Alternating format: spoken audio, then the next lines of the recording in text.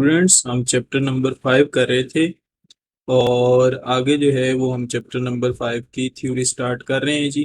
Next हमारे पास topic है strain.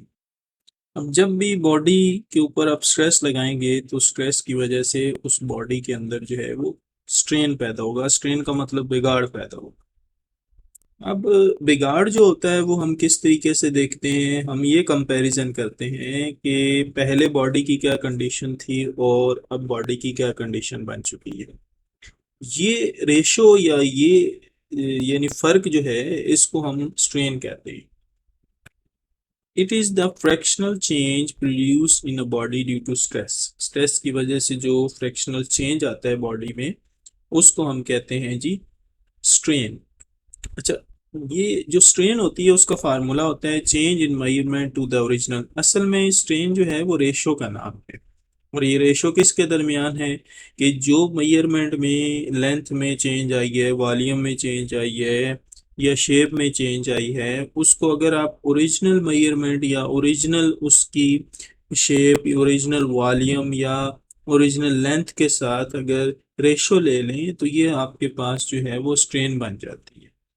ठीक है, तो स्ट्रेन असल में रेशो का नाम है और ये रेशो जो चेंज बॉडी के अंदर आ रहा है वो और जो ओरिजिनल उस बॉडी की कंडीशन होती है उसके दरमियान रेशो का नाम है। ठीक है, तो स्ट्रेन जो है वो इसको कहते हैं। लेट्स सपोज हमारे पास जो है वो एक रॉड था और रॉड की लेंथ एल थी हमारे पास। ठीक है, ये लेंथ थी हमारे पास और हमने क्या काम किया कि उस पर दोनों सिमतों से स्ट्रेस लगाई, इस सिमत में भी स्ट्रेस लगाई, इस सिमत में भी स्ट्रेस लगाई। अब उस स्ट्रेस की वजह से क्या हुआ कि रॉड की लेंथ में जो है वो चेंज आ गया, उसकी लेंथ जो है वो इंक्रीज हो गई। अब ये जो लेंथ में इसका चेंज आया है उसको हमने सिग्मा से रिप्रेजेंट कर दिया। ये जो आप साइन देख रहे हैं ये सिग्मा है। लेट्स सपोज जो चेंज इन लेंथ आया है इसका वो यहाँ से लेकर यहाँ तक उसको हमने सिग्मा से रिप्रेजेंट कर लिया, ये चेंज इन लेंथ है। और जबकि उस रॉड की टोटल जो असल लेंथ है वो एल थी। तो अगर हम रेशो ले लें चेंज इन लेंथ सिग्मा और उसकी ओरिजिनल लेंथ के दरमियान में तो ये हमारे पास स्ट्रेन बन जाएगी।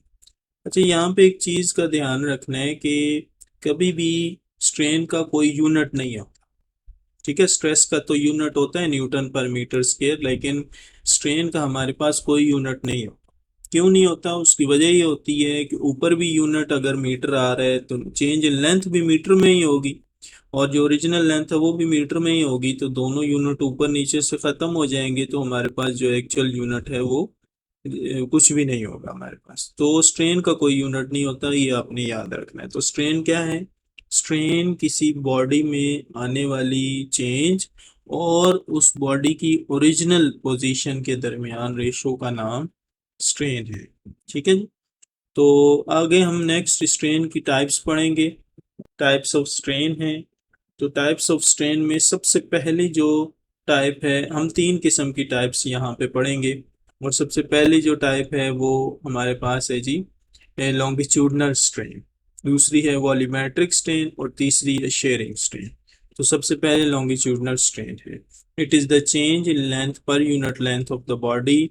किसी भी बॉडी की लेंथ में चेंज को अगर ओरिजिनल लेंथ के साथ बॉडी की डिवाइड कर दें या रेशो ले लें तो ये हमारे पास लॉन्गिट्यूडनल स्ट्रेन बन जाएगी। फार्मूला होता है इसका change in length to the original length of the body.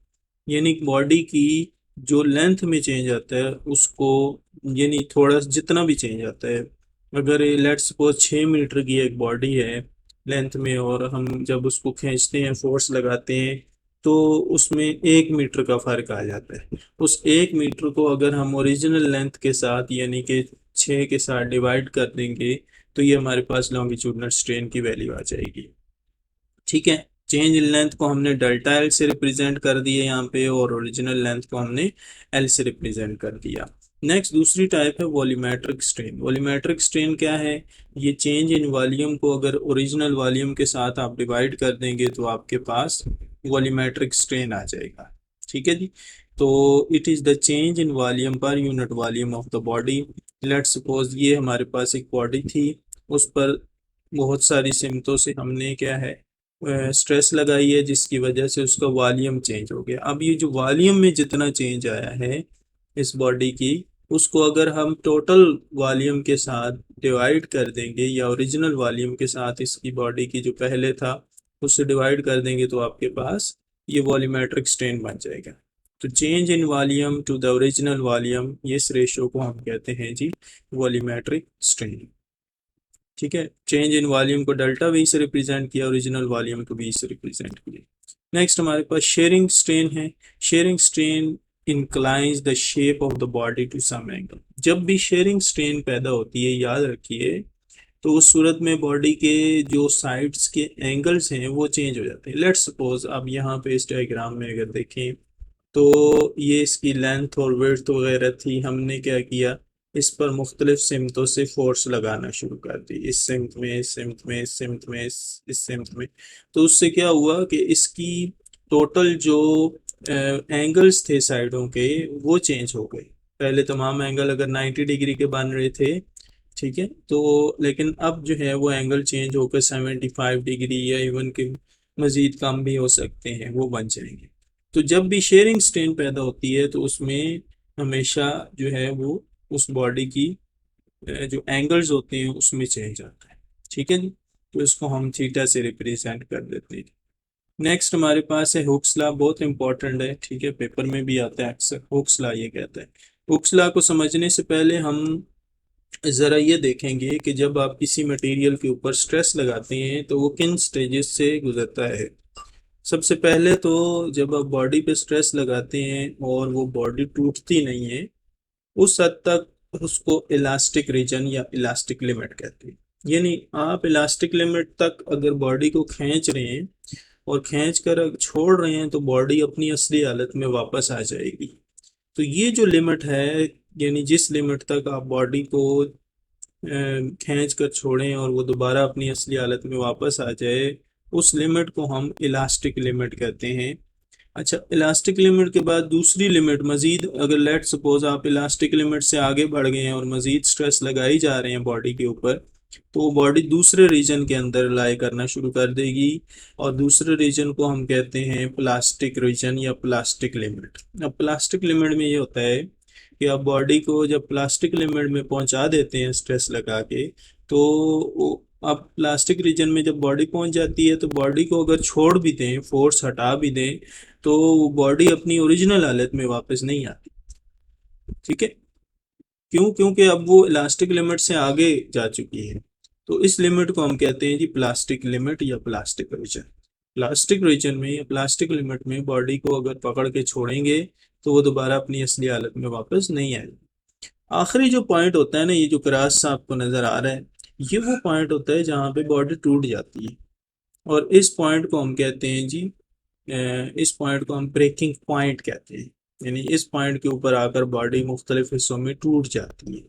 तो हर बॉडी की अपनी एक कैपेसिटी होती है कि वो किस हद तक जो है वो इलास्टिक लिमिट में जाएगी और किस हद तक वो प्लास्टिक लिमिट में जाएगी और किस हद के बाद वो ब्रेक हो जाएगी, ब्रेकिंग पॉइंट पे पहुंच जाएगी। तो हर बॉडी की अपनी प्रॉपर्टीज पे ये डिपेंड करता है कि वो किस स्टेज के ऊपर लायक रहेगी।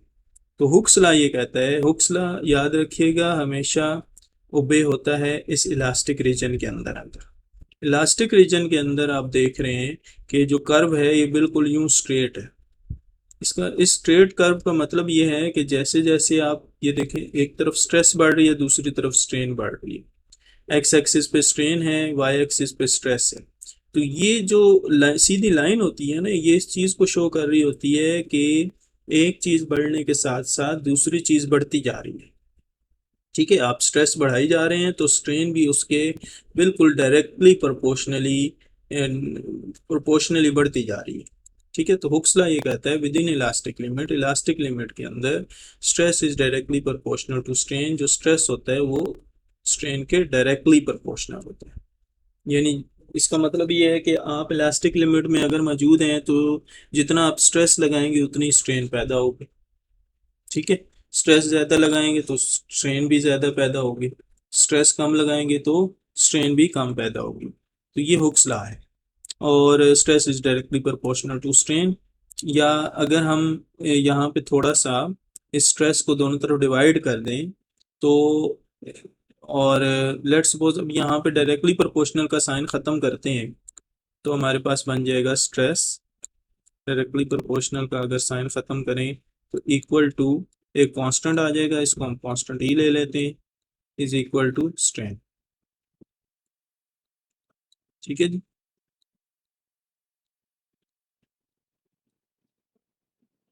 अच्छा, अब जब स्ट्रेस को दोनों तरफ डिवाइड करेंगे तो, या सॉरी, स्ट्रेन को दोनों तरफ डिवाइड करेंगे तो ये बन जाएगा E is equal to stress over strain बन जाएगा।